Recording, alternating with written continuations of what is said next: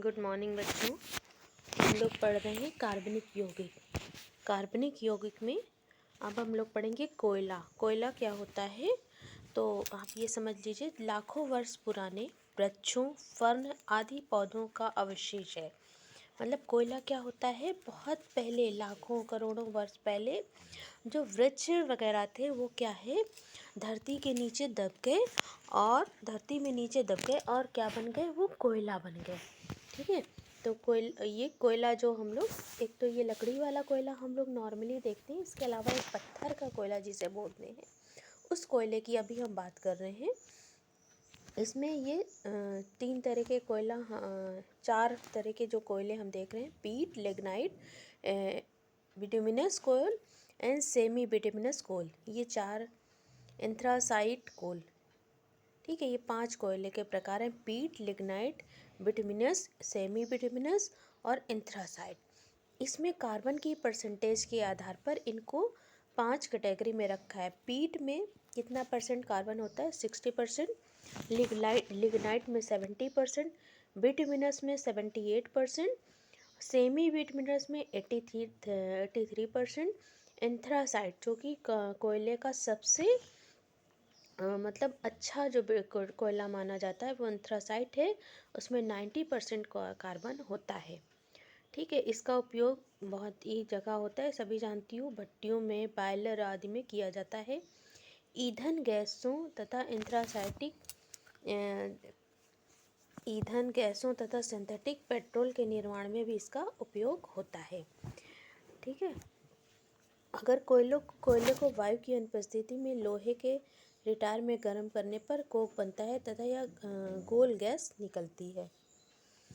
कोयले को अगर हम वायु की अनुपस्थिति में अगर हम गर्म करते हैं तो क्या बनता है, कोक बनता है और कोल गैस निकलती है।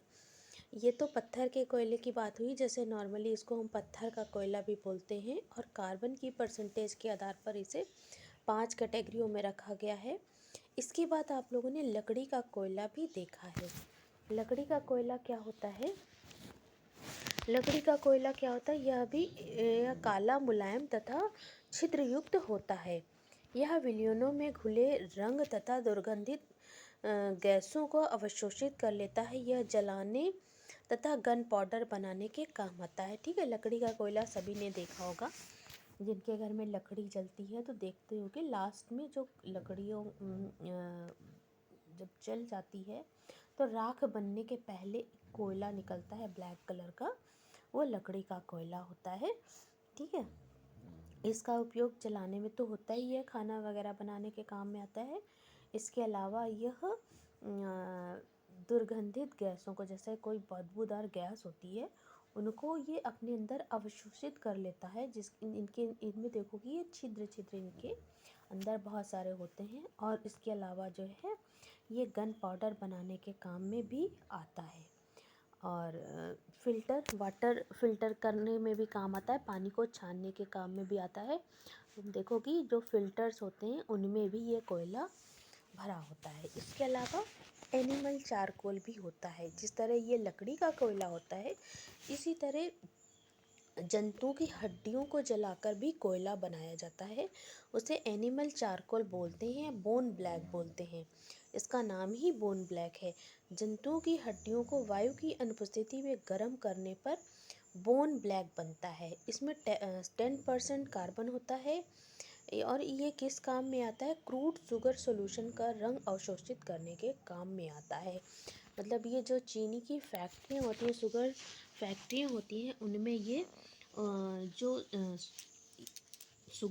क्रूड शुगर सॉल्यूशन होता है। मतलब जब ये समझ लो, जो गन्ने का रस होता है, अब गन्ने से चीनी बनाई जाती है, तुम लोगों ने सुना होगा।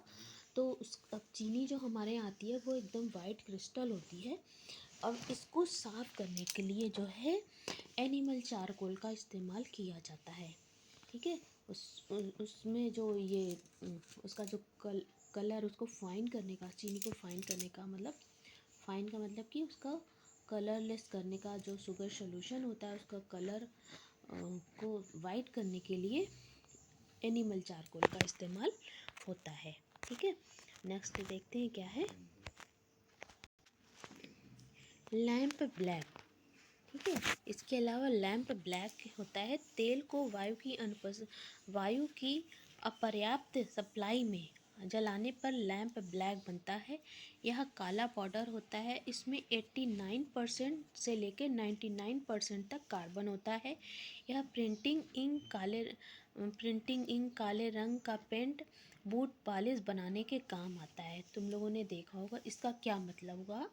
ये तो एक लार्ज क्वांटिटी में बनाने का काम हुआ। तुमने देखा होगा कभी अगर किसी के घर में लैंप जली हो तो तुमने देखा होगा कि उस जो लैंप का जो ऊपर शीशे वाला कवर होता है उसमें ब्लैक कलर का जम जाता है, वही लैंप ब्लैक होता है, इसीलिए इसका नाम लैंप ब्लैक है। और ये जब हमें पर्याप्त मात्रा में बनाना होता है, मतलब अच्छी क्वांटिटी में बनाना होता है, तो भी इसी तरह ये बनाया जाता है। ये कैसे बनता है, तेल को जो तेल कोई भी हो, चाहे तुमने देखा हो सरसों का तेल भी अगर हम लोग कहीं जलाकर रख देते हैं या कोई दिया या कुछ भी, तो वहाँ पर देखती होगी कि एक ब्लैक ब्लैक जम जाता है, उसे ही लैंप ब्लैक कहते हैं।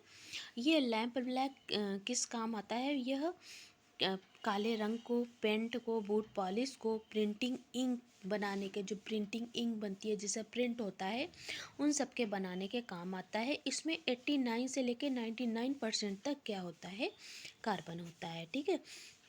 और ये एक क्वेश्चन आया है, ग्रेफाइट मुलायम क्यों होता है और हीरा कठोर क्यों होता है।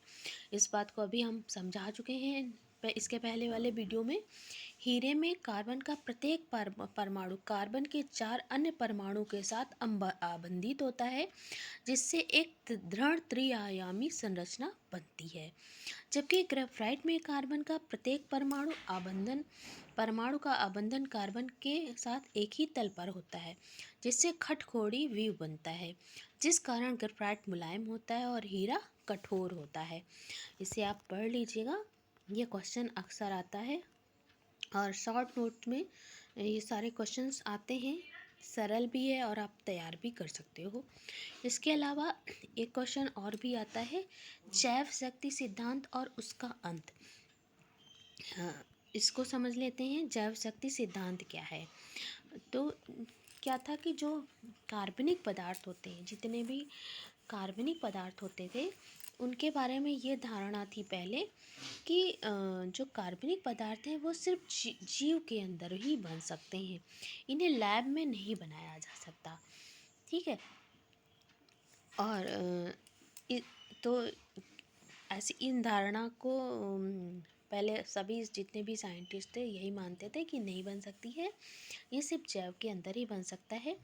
बाद में बर्जीलियस नामक एक साइंटिस्ट हुए जिन्होंने इस धारणा का अंत किया। तो समझ लेते हैं, प्रारंभ में पदार्थों को अनेक प्राकृतिक स्रोतों के आधार पर 2 वर्गों में विभाजित किया, पहला कार्बनिक, दूसरा अकार्बनिक। जंतुओं व वनस्पतियों से प्राप्त पदार्थ जैसे चीनी, यूरिया, रबर, कपूर, गोंद, एल्कोहल, ये सब कार्बनिक यौगिकों के वर्ग में आते थे। इसके अलावा अकार्बनिक पदार्थ क्या होते थे, जैसे नमक, खनिज, कैल्शियम कार्बोनेट, कॉपर सल्फेट, चूना आदि जो निर्जीव स्रोतों से प्राप्त होते थे, इन्हें अकार्बनिक यौगिकों के वर्ग में रखा गया था, ठीक है।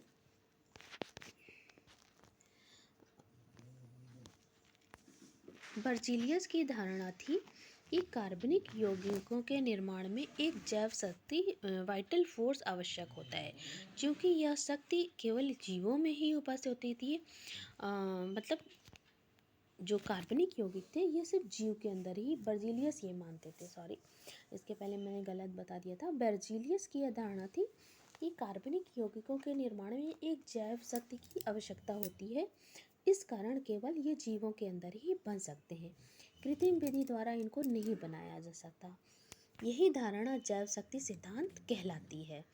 इसके बाद वॉलर नामक साइंटिस्ट हुए, उन्होंने प्रयोगशाला में कार्बनिक यौगिक यूरिया का संश्लेषण किया। इसको अमोनियम साइनेट को गर्म किया तो उन्होंने अमोनिया बना लिया। अमोनियम साइनेट को गर्म करके अमोनिया बना लिया, ठीक है। सबसे पहले वॉलर नामक साइंटिस्ट ने बनाया था। इस तरह उन्होंने क्या किया, जैव शक्ति सिद्धांत का अंत किया और वो क्या हो, इसके बाद कार्बनिक यौगिकों की बनने की एक चेन बन गई। मतलब हर जगह पूरे मतलब विश्व में हर एक लैब में कार्बनिक यौगिक बनाए जाने लगे और ये जैव शक्ति सिद्धांत का अंत हो गया। ठीक है, तो ये शॉर्ट नोट्स आता है, इसे आप पढ़ लीजिएगा। दिखा देते हैं, कई बार ये शॉर्ट नोट्स आया है।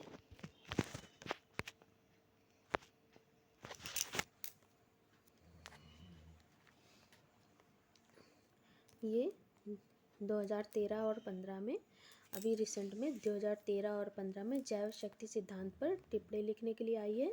इसे आप तैयार कर लीजिएगा। ठीक है, देख लीजिएगा। और देखते हैं कौन सा क्वेश्चन। एक और क्वेश्चन हमने कल फ्लोरीन पढ़ाया था, फ्लोरीन में भी जो है ये, हाँ, ये शॉर्ट नोट का एक क्वेश्चन हमें दिखाई दिया है कि बुक मिनिस्टर फ्लोरीन क्या होती है। ये बहुविकल्पी में है, बक मिनिस्टर फ्लोरीन किसका अपर रूप है। तो ये किसका अपर रूप है, कार्बन का अपर रूप है। इसको हम लोगों ने कल पढ़ा था। ठीक है, इसे आप देख लेंगे। ये क्वेश्चन है आपका, ये क्वेश्चन है जैव शक्ति सिद्धांत प्रस्तुत करने वाले वैज्ञानिक का नाम लिखिए। तो सबसे पहले जैव शक्ति सिद्धांत का मतलब बर्जीलियस ने कहा था ना कि जो जितने भी कार्बनिक यौगिक हैं वो सिर्फ जीवों के अंदर ही बन सकते हैं, क्योंकि जीवों के अंदर ही ऐसी शक्ति होती है, वाइटल फोर्स होता है जिसके कारण उनके अंदर ये बन सकते हैं। बर्जीलियस ने ये सिद्धांत प्रस्तुत किया था। इसके बाद क्वेश्चन एक और है, जैव शक्ति सिद्धांत का अंत किस वैज्ञानिक की खोज के कारण हुआ। ठीक है, एक क्वेश्चन ये आया हुआ है, जैव शक्ति सिद्धांत का अंत वोलर नामक जर्मनी के रसायनज्ञ ने किया था। ठीक है, उन्होंने अमोनियम साइनेट नामक पदार्थ से यूरिया का संश्लेषण किया था, जिससे जैव शक्ति सिद्धांत का अंत हुआ था। ये ऐसे क्वेश्चन आता है। कार्बनिक यौगिकों में मुख्यतः किस प्रकार के रासायनिक बंध उपस्थित होते हैं। ये हम लोग इसके पहले वाले वीडियो लेक्चर में पढ़ चुके हैं। सभी कार्बनिक यौगिक में सहसंयोजक बंध उपस्थित होते हैं। कार्बन की कितनी संयोजकता होती है, 4 संयोजकता होती है। फ्लोरीन में कार्बन के परमाणु किस रूप में व्यवस्थित होते हैं। तो फ्लोरीन में कार्बन के परमाणु फुटबॉल के रूप में व्यवस्थित होते हैं। ये और क्वेश्चन है, कार्बनिक यौगिक में किस प्रकार का अबंधन उपस्थित होता है, सहसंयोजक अबंधन होता है। अभी हम लोगों ने पढ़ा था। कार्बन के द्विबंध बनाने में कितने इलेक्ट्रॉन भाग लेते हैं। तो कार्बन के द्विबंध बनाने में कार्बन के 4 परमाणु मतलब दो कार्बन परमाणु हैं तो दोनों के दो यानी 4 इलेक्ट्रॉन भाग लेते हैं।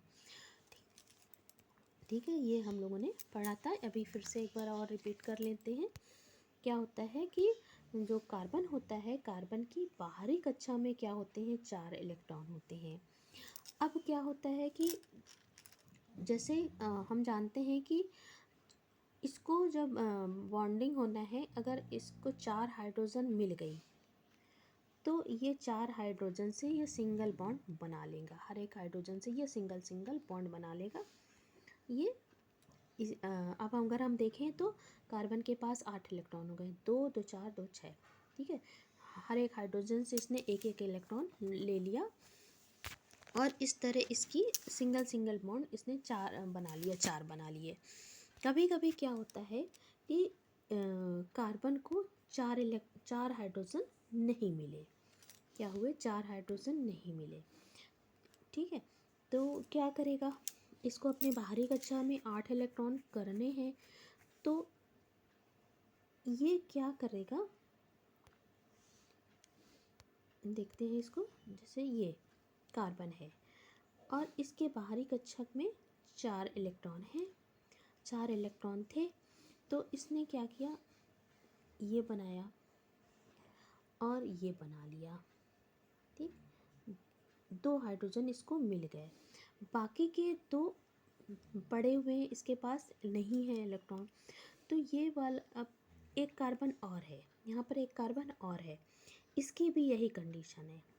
इसको क्या हुए, 2 हाइड्रोजन तो मिल गई, 2 हाइड्रोजन इसको मिल गई। और इसके 2 इलेक्ट्रॉन क्या हैं, खाली पड़े हुए हैं। तो ये क्या करेंगे, ये कार्बन ही आपस में बॉन्डिंग बना लेंगे, ये कार्बन ही आपस में बॉन्डिंग बना लेंगे।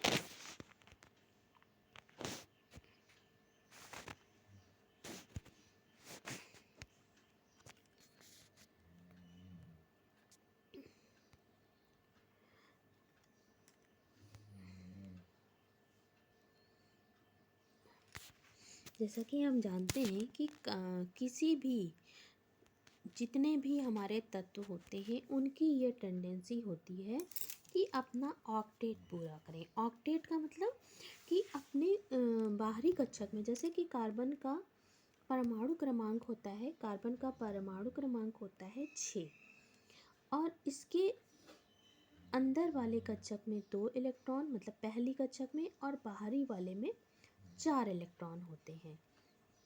कितने इलेक्ट्रॉन होते हैं, 4 इलेक्ट्रॉन होते हैं। ये चाहता है कि इसके बाहरी कक्षक में कितने इलेक्ट्रॉन हो जाए, 8 हो जाए, लेकिन 4 इलेक्ट्रॉन है। ठीक है,